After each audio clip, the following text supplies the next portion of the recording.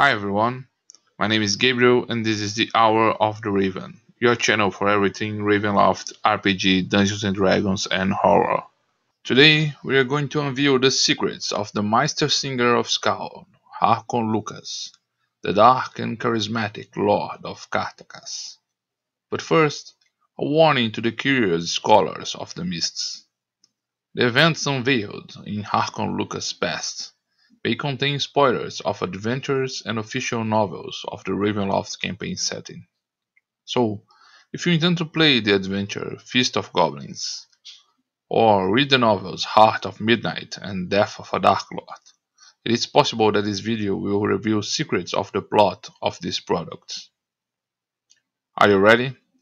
As the night progresses in the old Kartakass Inn, we are compelled to remain as guests of honor of Harkon Lukas. With his deep voice and open smile, he begins to tell us about his past, with a crazy and perverse gleam in his eyes.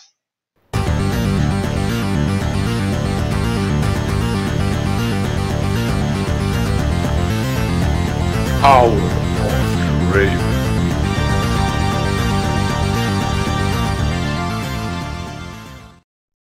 Come, Casimir. Embrace your evil nature. You can't escape it. You are the wolf within. Your humanity is a sham, a stage face. Cling to it and watch as you decay and die. We are children of darkness, my son. Your heart will be purified by evil. Your hunger will be stoked. Your humanity stripped away. And you yourself will become a god. Harkon Lukas is the Dark Lord who rules over Kartakass. He is a famous bard, but he is also a powerful shapeshifter, a wolf beast capable of taking a human form. As a wolf, Harkon Lukas takes the form of a giant black wolf. It can also assume a hybrid form between a lupine beast and a man, and a complete human form. When in human form, Harkon Lukas can take on both male and female gender.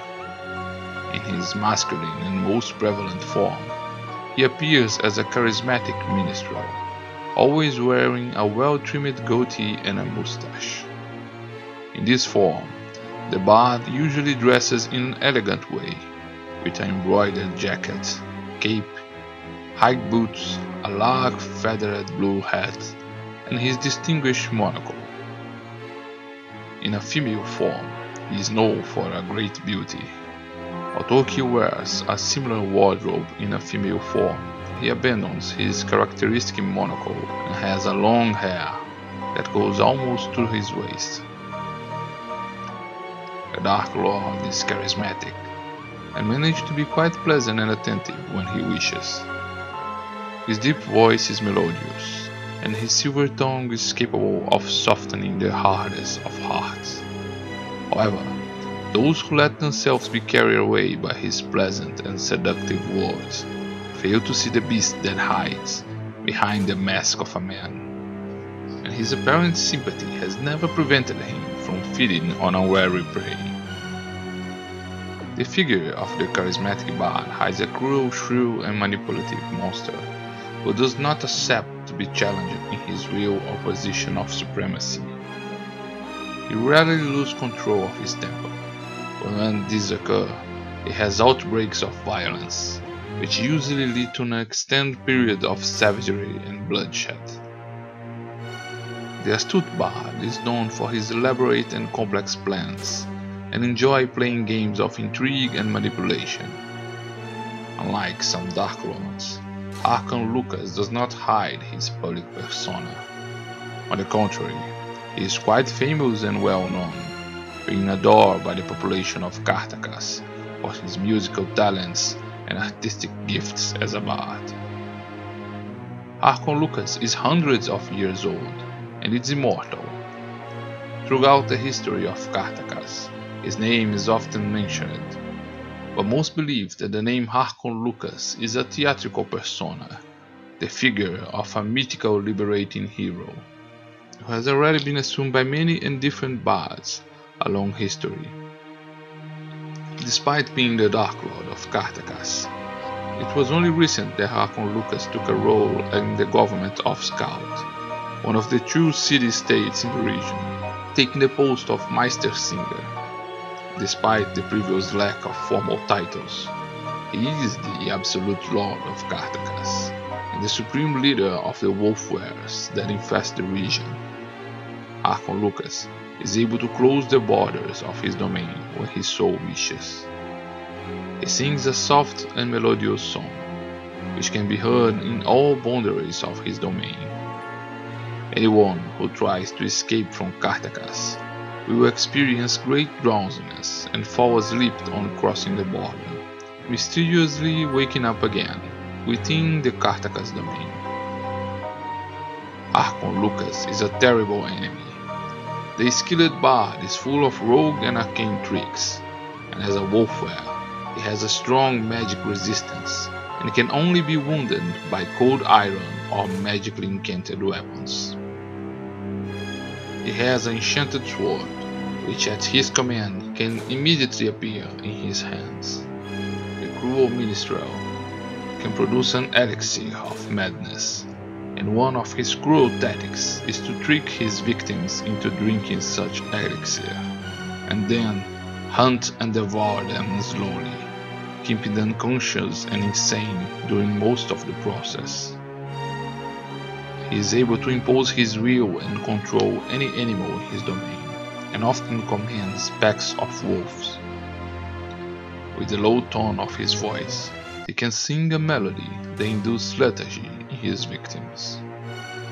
Harkon Lukas is always accompanied by his harp, and with a few musical notes he is able to bring a melody that summons wolves and wolf-wearers to his presence.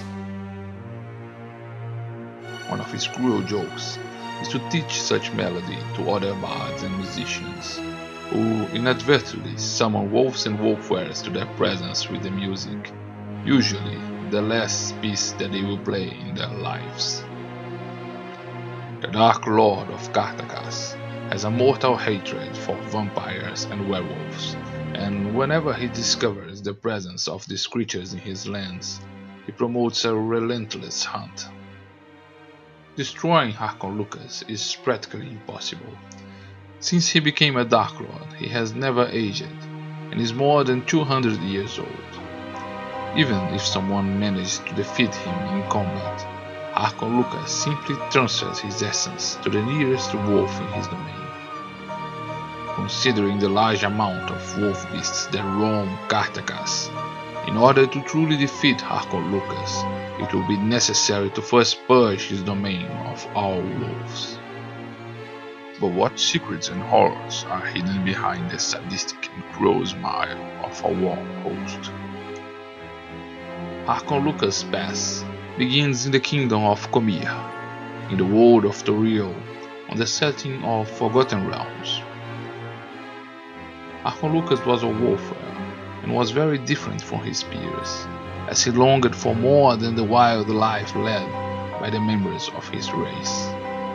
He stood out for his cunning, strength and size, and at its core was a great ambition to become a great ruler and king. His dreams of conquest were not shared by the other wolf-wearers of Comir. When he reached adulthood, he finally decided to act, claiming to the other wolf-wearers to unite as a single tribe under his leadership.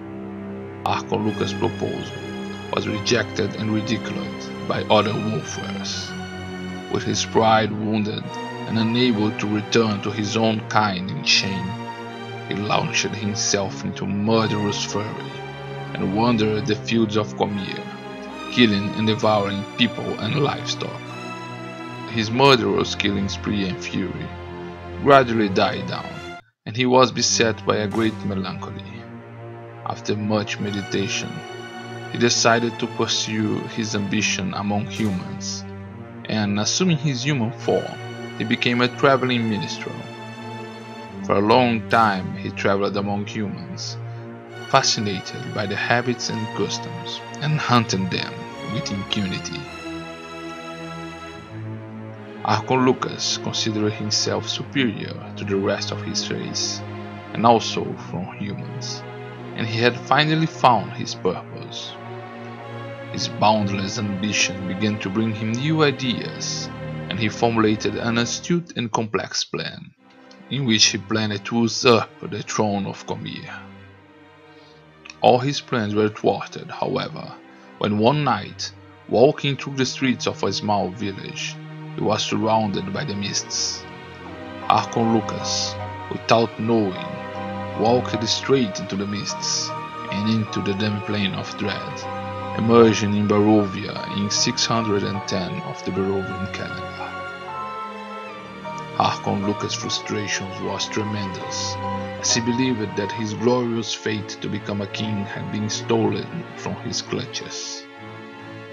Losing control of his temper, he launched a new outbreak of violence, confronting and killing whatever came his way. The reckless murder of peasants, and his confrontation with several werewolves who served Count Strahd, put him directly in the path of the Vampire Lord, and they faced each other in combat. Harkon Lukas was no match for Count Strahd, and was almost completely destroyed by the vampire.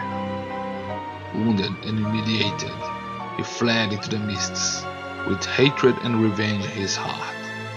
The enigmatic dark powers answered his requests, and the mists parted, taking him to the lands of Kartakass. Harkon Lukas emerged in a rural and backward domain, full of untouched forests and with only a few cities and villages, dominated by foreign invading forces. However, he planned a coup against such an occupation and began to spread words of dissent. In a diabolical plan, he let himself to be captured by the enemy invading forces, knowing that he would have a public execution before the population of Skald. On the day scheduled for his execution, the entire population appeared, and he was given a chance to say his last words. Using his Bardic silver tongue and the newly conquered powers as a Dark Lord, he convinced the entire population to revolt, and his execution was prevented by the maddened mob. That night, the flames of rebellion led the people to invade and set fire to Fort Darkash, and in short time, the revolution spread through Kartakass, expelling the conquerors from that region. Despite the victory of Harkon Lukas, his achievement soon proved to be an empty conquest. His dreams were of glory and conquest, and he imagined himself as a ruler and king of a great realm. Kartakass was a frustration to his plans, a backward domain with small and insignificant villages and settlements, just 2 outworld cities, without a central government and isolated among wild and untouched forests. Trapped in an uninteresting domain, Harkon Lukas would never made his dream come true.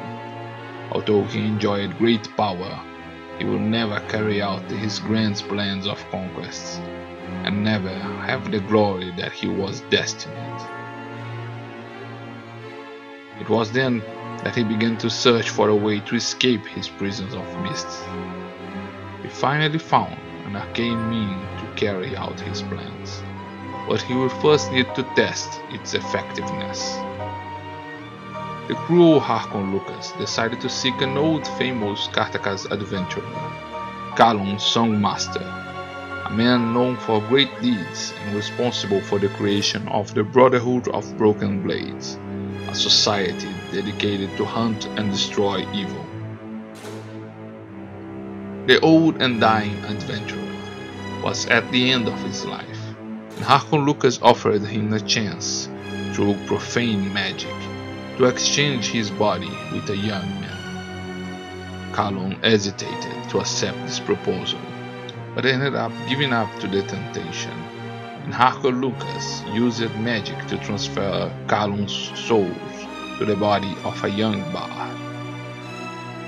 Callum himself, in his new younger body, decided never to change back and to hide the secrets of his new identity.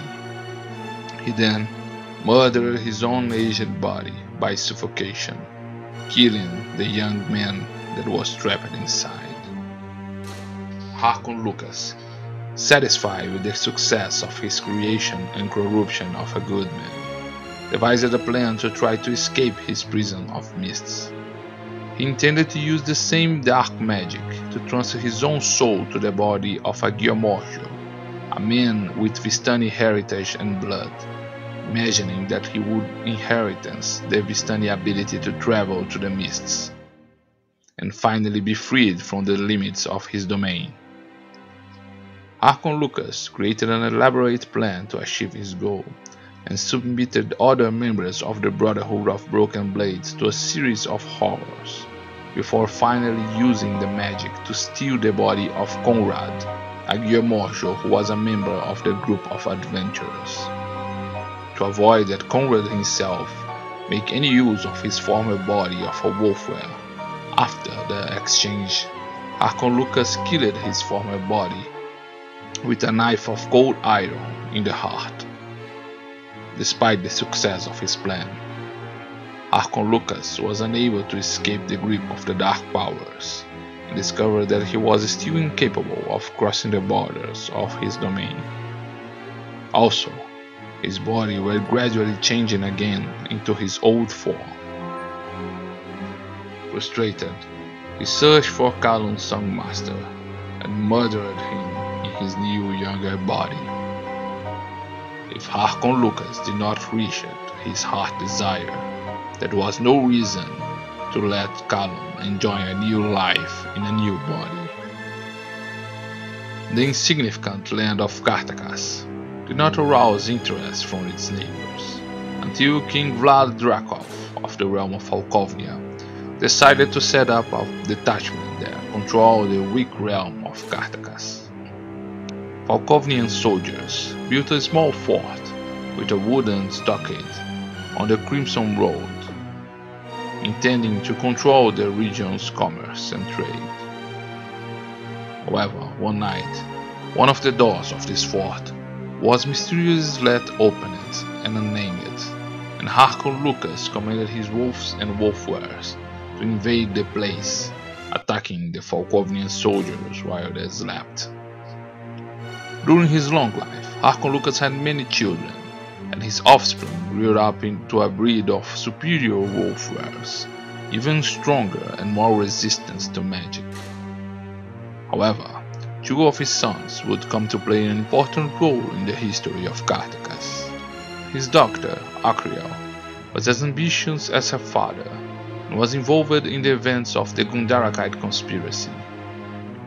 She became romantically involved with Dr. Dominiani, a cerebral vampire from the kingdom of Gundarak, and together they devised a conspiracy to obtain a powerful artifact, the Crown of Dagon.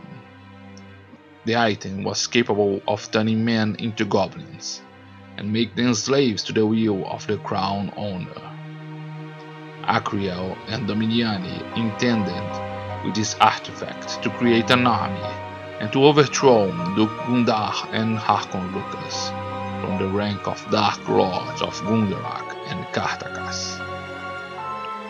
Akriel manipulated a group of adventurers to steal the crown of Dagon from the unholy priestess Radaga and bring the item to Dr. Dominiani in Gundarak. Had their plans gone as intended, the next step will be an attempt to assassinate Harkon Lukas. Akriel, however, had underestimated his father's cunning and ability, and Harkon Lukas also interfered with events, this time using intrigue and deceit to put the same group of adventurers on a collision course with the conspirators' plans. Akriel's plans were thwarted, and Harkon Lukas remained in power in Kartakass. The Crown of Dagon was involved in the emergence of a new domain, called Daglan, but whose existence was short-lived, as it soon disappeared once again into the mists.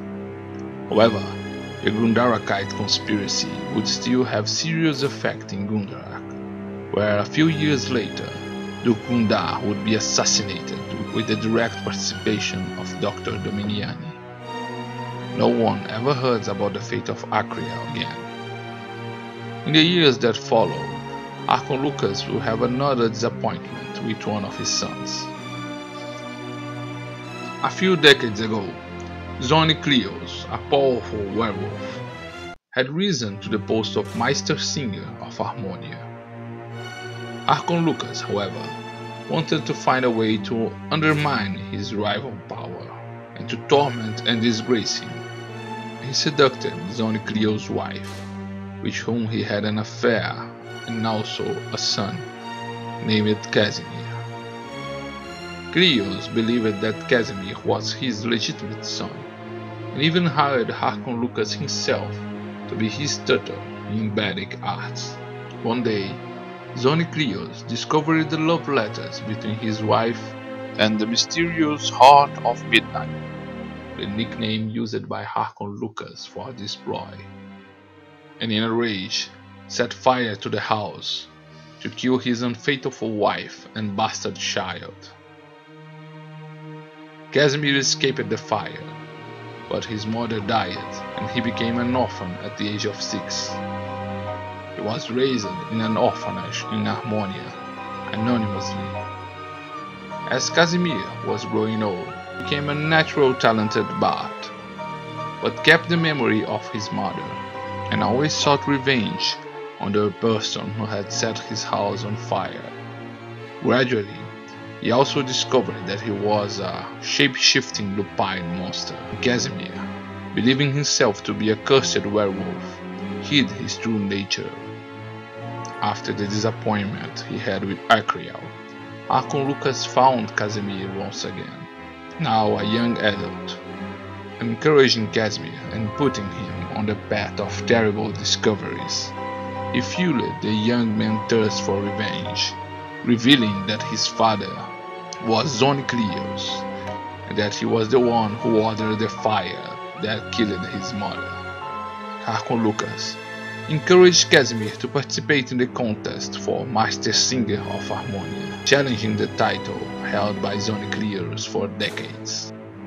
Casimir entered the contest as a masked bard, known as Sundered Heart, and reached the last stage of the contest, but ended up losing when he was mysteriously speechless for the last presentation.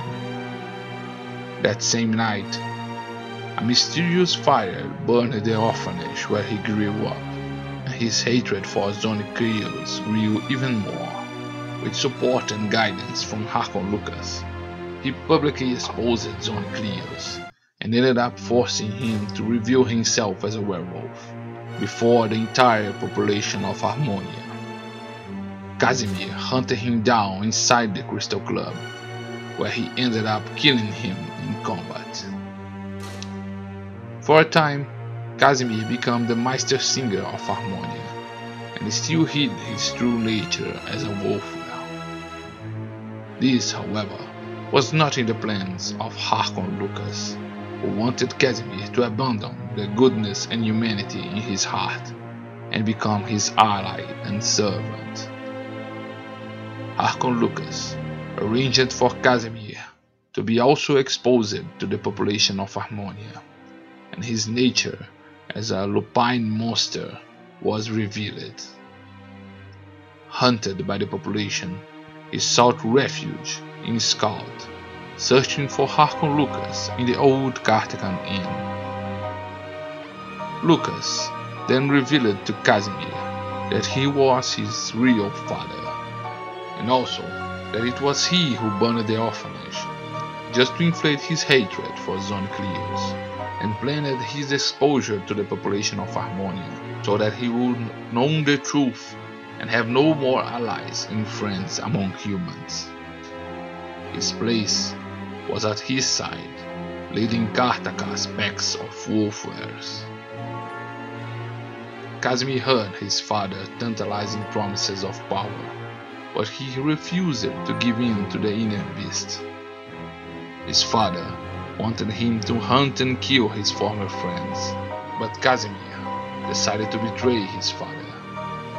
He planned a way to escape with his beloved Juliana to Gundarak, but beforehand he intended to murder Harkon Lukas. Pretending to give in to his proposal, Casimir poisoned Harkon Lukas' drink, so that he would not be able to shapeshift from his human form. Then, Casimir began to transform into an alpine monster to assassinate his father.